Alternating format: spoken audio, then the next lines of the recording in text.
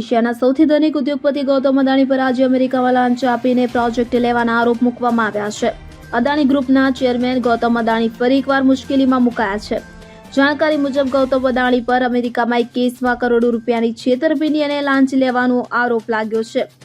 અદાણી પર લગભગ 2236 કરોડ રૂપિયાની લાંચ આપવાનો અને અમેરિકામાં પોતાની કંપની માટે કોન્ટ્રાક્ટ મેળવવા માટે તેને છુપાવવાનો આરોપ મૂકવામાં આવ્યો છે, જેને લઈને અત્યારે અદાણી ગ્રુપની પ્રતિક્રિયા સામે આવી છે, જેમાં ગૌતમ અદાણી પર લાગેલા અમેરિકાના ન્યાયતંત્ર દ્વારા લગાવવામાં આવેલા આરોપોને પાયાવિહોણા ગણાવ્યા છે અને આરોપોને તેમણે નકારી કાઢ્યા છે અને જ્યાં સુધી કોઈ પણ આરોપીઓમાં તે દોષી સાબિત ન થાય ત્યાં સુધી કોઈ કાર્યવાહી કરી શકાય નહીં. આમ અદાણી દ્વારા આ બાબતે કાયદાકીય લડત લડવા જણાવાયું હતું.